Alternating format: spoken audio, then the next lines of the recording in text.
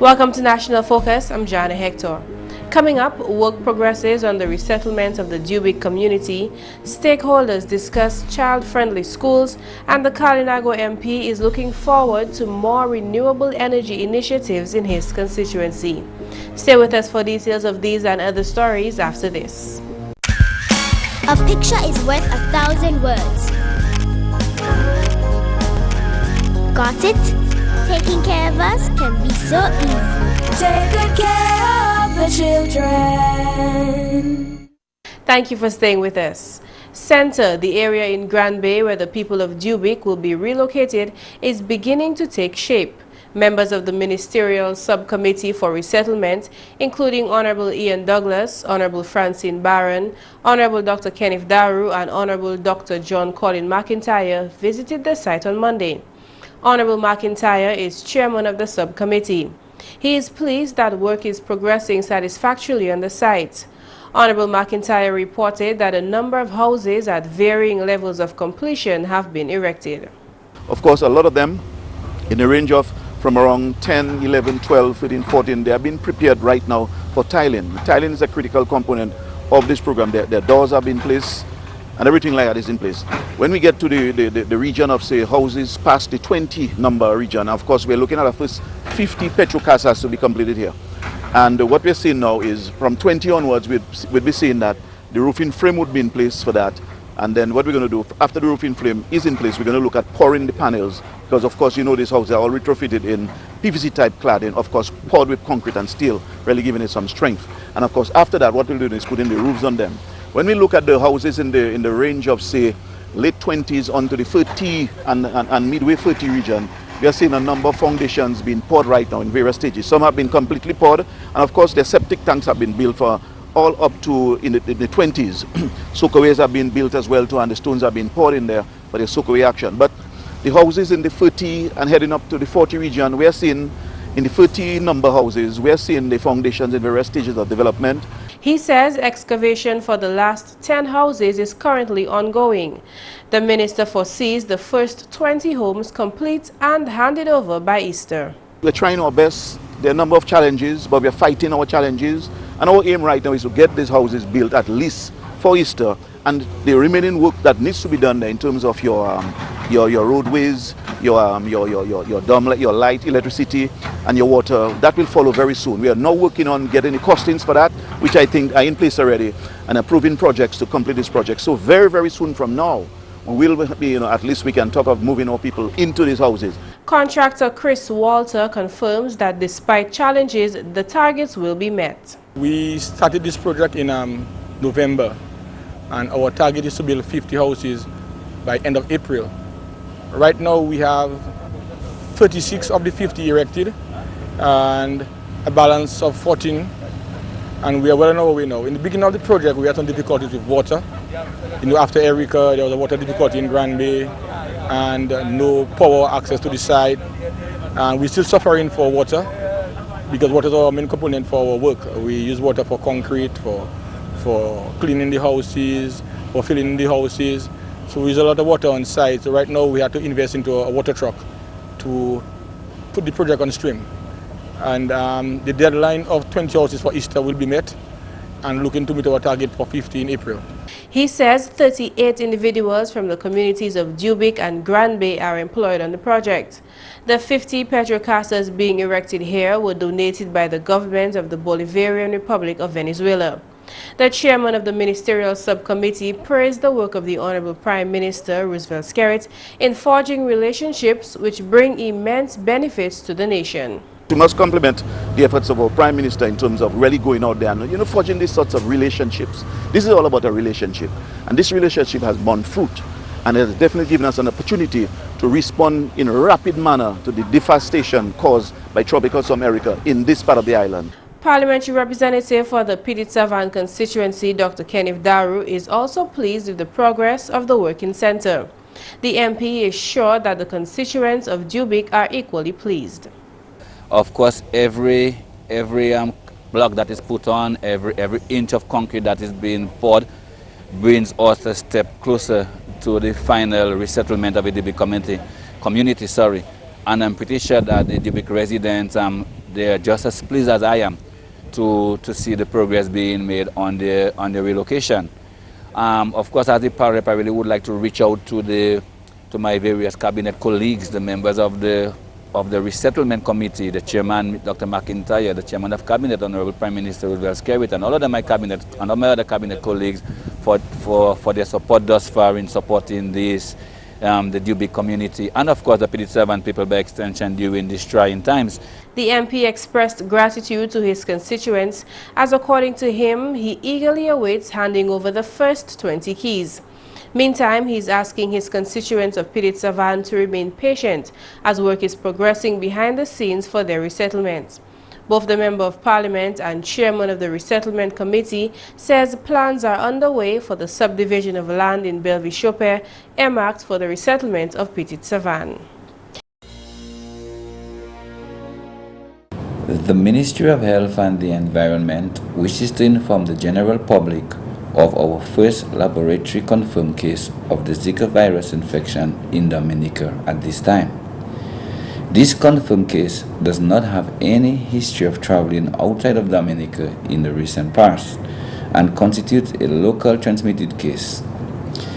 This patient has since recovered well, is currently at home, and all immediate contacts have so far been deemed clinically healthy. To date, a total of 13 samples have been tested for Zika virus, with only one being positive. The Ministry of Health and the Environment wishes to reassure citizens that there is no need for alarm. I repeat, there is no need for alarm. Since May 2015, the geographical distribution of the Zika virus has steadily broadened to 36 countries in the Americas and the Caribbean, including our neighboring islands of Guadeloupe and Martinique. And the emergence of the virus in the Americas has been associated with an increase in cases of microcephaly in Brazil, leading the experts at the World Health Organization to strongly suspect a relationship between Zika infection during pregnancy and microcephaly, as well as neurological disorders of Guillain-Barré syndrome, meningoencephalitis, amongst others. Microencephaly is a rare condition where a baby's head circumference is less than expected based on the average for the age and sex, whilst the Guillain-Barré syndrome is a sickness of the nervous system in which a person's own immune system damages the nerve cells, causing muscle weakness and sometimes paralysis. Although the Zika virus disease is mainly transmitted by the Aedes aegypti mosquito, a number of other transmission modes are still under investigation, such as sexual transmission, and people with Zika virus disease usually have a mild fever, skin rash, and conjunctivitis, which usually lasts for 2 to 7 days. At present, there is no specific treatment or vaccine available.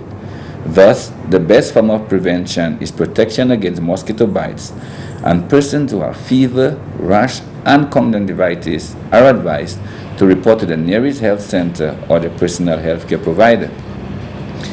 Ever since the World Health Organization declared Zika as a public health emergency of international concern on February 1, 2016, and even prior to this, the Ministry of Health, and by extension the government of Dominica, has made an all-out effort to prevent the appearance and spread of the disease here on island. The ministry, in collaboration with other non-health sectors, has formulated a national Zika plan, which will provide guidance on the actions to be taken. Thus far, the ministry has implemented a series of preventive measures, including source reduction through a national cleanup program, public education and awareness campaigns through radio and TV programs, a Zika hotline, amongst others. In response to this new situation, the Ministry of Health and Environment has convened a meeting to review and to refine management strategies and guidelines which will shape the ministry's response, and has also initiated a rapid and coordinated response to the threat of the disease through planned strategies and programs. These include 1. Integrated vector control management, to include community surveillance, source reduction, chemical management, and by that I mean fogging.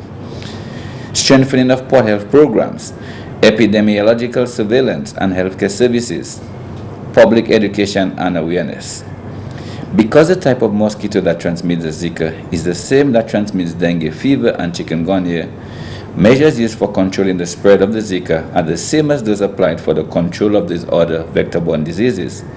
And the best method of protection from these diseases still remains avoiding mosquito bites.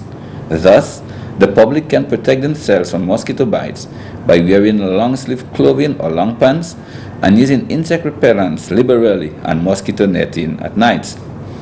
The Ministry of Health and Environment is also urging the public to inspect their homes and yards weekly and eliminate potential mosquito breeding sites indoors and outdoors by keeping water drums and barrels tightly covered and throwing out stagnant water from flower vases, old tires, and other containers that might act as breeding sites.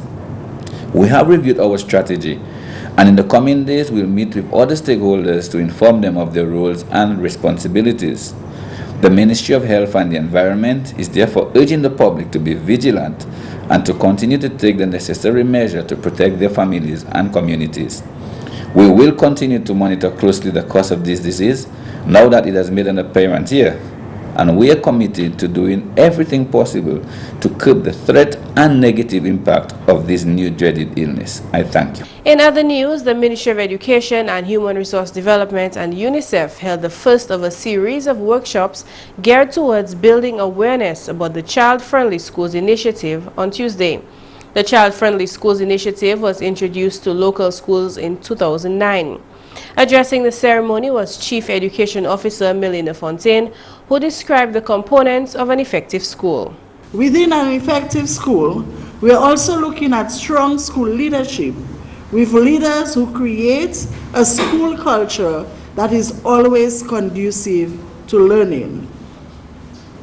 Within an effective school, there is also high levels of collaboration and communication among every stakeholder within that environment. It is a place where curriculum, instruction, assessments are all aligned with state standards. It's not everybody doing their own thing. We are doing it so that we can produce quality, and it means that we have to have standards. It is a place where there is frequent monitoring of teaching and learning. Child-friendly schools help children acquire and develop knowledge, abilities, and life skills in a healthy and safe environment which is inclusive, protective, and respectful of gender differences and cultural diversity. It is in this vein that Fontaine highlights the importance of well-trained educators. It is important that all stakeholders within the education system receive focused professional development so that you can be supportive within the students' learning environment in order to realize our vision that every child succeeds. Today you will get to understand that within an education system that is child-friendly, everything that we do has to be in the best interest of the child.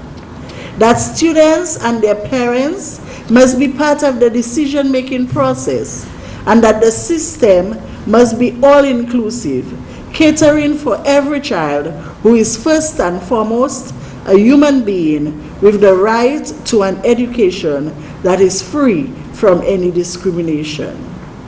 And I want you to know that at the Ministry of Education, we are adopting a zero-tolerance position to any form of discrimination, violence against children. Facilitator Steve Hyacinth hopes that participants of the workshop will grasp the importance of a holistic education. It does not focus primarily on academics. It looks at the whole child, because that child is someone who will be going back into the community to live and to interact with people. So the behavioral patterns of the child is also essential. The skills, the attitude that this child is supposed to develop to live a wholesome life in the community is necessary. Today we shall zero in on these areas and see how you as teachers can in fact impart the kind of knowledge, the skills, the attitude that will enable that child to be a well-rounded individual, so that when he goes back or she goes back to the community, they can live a wholesome life. The first workshop was geared towards sports officers attached to the sports division and sports teachers of secondary schools. The ministry will hold workshops at later dates targeted at bus drivers, early childhood educators, religious leaders, and the media. The workshops aim to influence attitudes about child safety issues, including bullying, corporal punishment, and child sexual abuse, as well as give focus to positive behavior management. You're watching National Focus. More when we return. I had a bleeding disorder that I did not know about, and they had to be transfusing me continuously. I got 56 units. Being there at the blood bank, I was like, yo, I'm actually saving someone's life. You never know when you can go. Give blood. I have done it, and believe it or not, it don't hurt. I won't be scared. I'll give. You know you're gonna give blood. I'll make sure she does. Sit down at the blood bank in a comfortable environment for 45 minutes. Helping people. You are stimulating your body to make brand new cells. You get free cookies, you get juice. Glad to know your blood group. Feels good. I felt as a better person. It's a good thing to be alive, and I can thank God that I'm there and I'm enjoying life.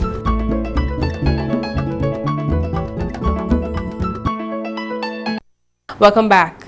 Following the launch of a series of workshops to integrate the Child-Friendly Schools initiative into more schools in Dominica, GIS News caught up with Chief Education Officer Melina Fontaine.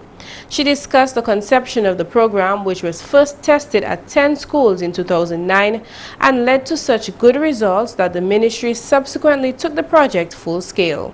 To date, we have provided training for all our schools, both primary and secondary. And right now we are doing outreach and including the early childhood sector as well, because they are very important principles and practices that we want all schools to engage in. What we are in essential saying is that all schools have to be a place where children can come and feel comfortably enough that they can learn and that they can succeed. She says holistic education is also a critical aspect of the Child-Friendly School project. So we want, yes, for them to be performing and performing well. So we want to see the results of all our national assessments that we do at grade 2, KN1, grade 4, national assessment at grade 6, and also the CSEC and whatever other exam that they do at the secondary level. So we want to see the performances increase there, and we have been working, putting measures in place to ensure that that is happening. She notes that the Ministry of Education has a zero-tolerance policy towards any form of discrimination within schools, which is also a component of the CFS project. We are also looking at the child's behavioral, social, emotional development as well. We want to know that when they're in school, they are safe, they are protected.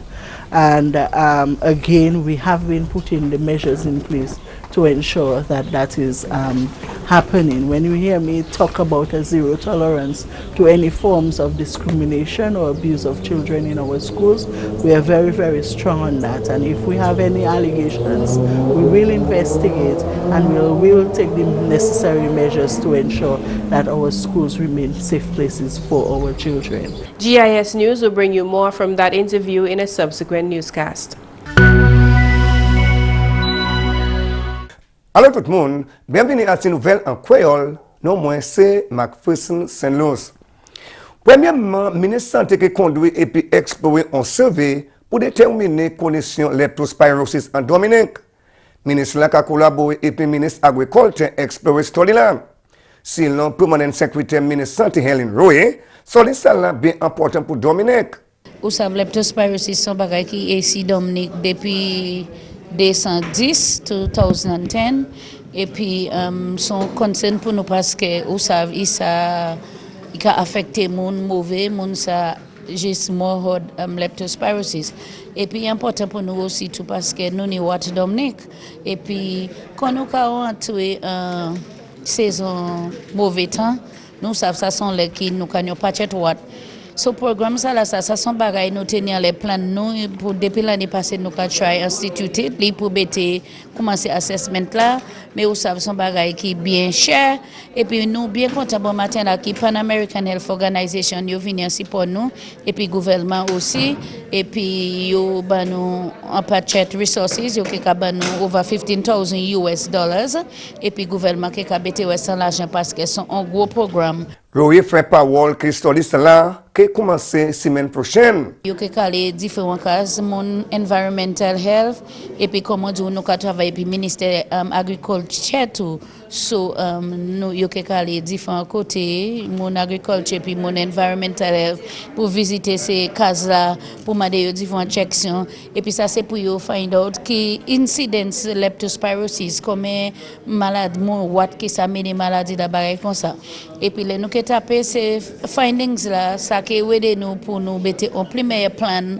pour gêner leptospirosis Dominique et puis nous commander si pour mon district là mon qui bitin parce que yo que commander au chection les femmes contre bête qui amène chien bagay comme ça qui s'amène maladie là aussi so nous commander moun pour coopérer puis mon agriculture et puis mon environmental health qui ka venir demander yo différentes chection parce que ces chection ça là ça les nous taper yo réponse là yo que analyser et puis ça que ben nous on plus meilleur portrait of comment situation nous y La nouvelle festival national français qui est formé par activité pour célébration francophonie.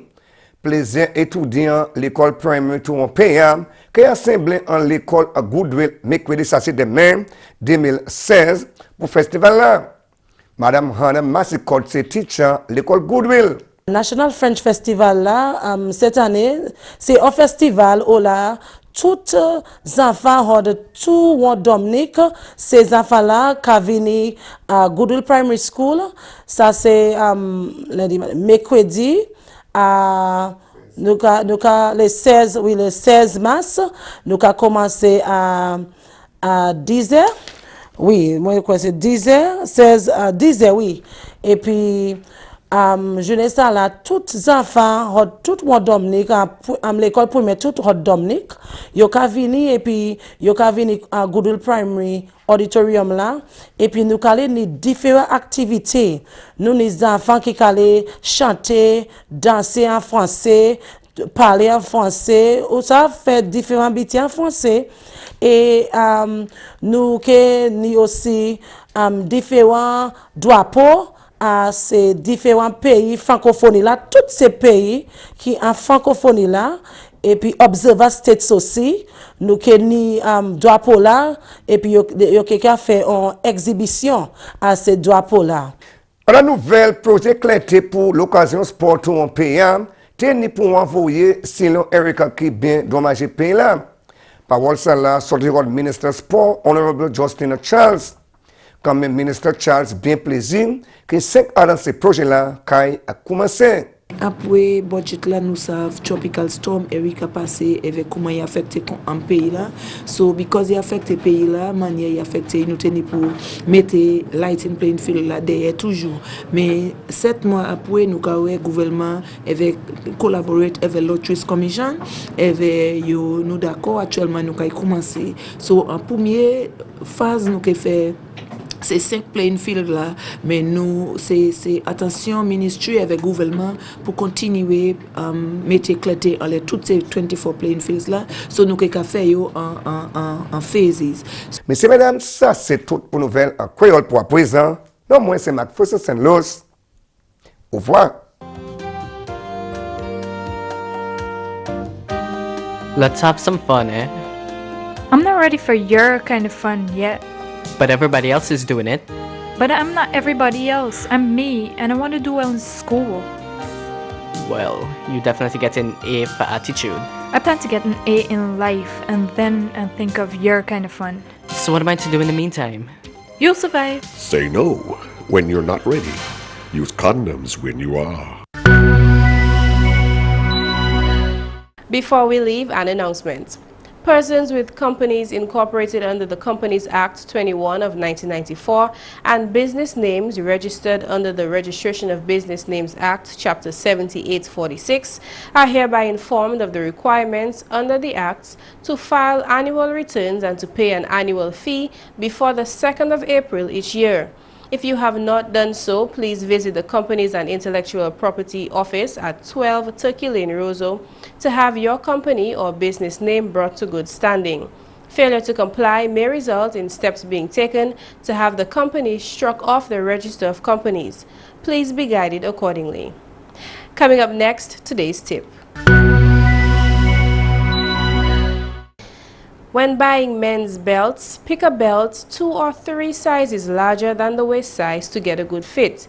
If you wear a 34-inch trouser waist, a belt labeled 36 to 38 inches will probably be in the right neighborhood and prevent discomfort. That's all for this edition of National Focus. We always welcome your suggestions and your comments. Drop us an email at gis@dominica.gov.dm or visit our website news.gov.dm.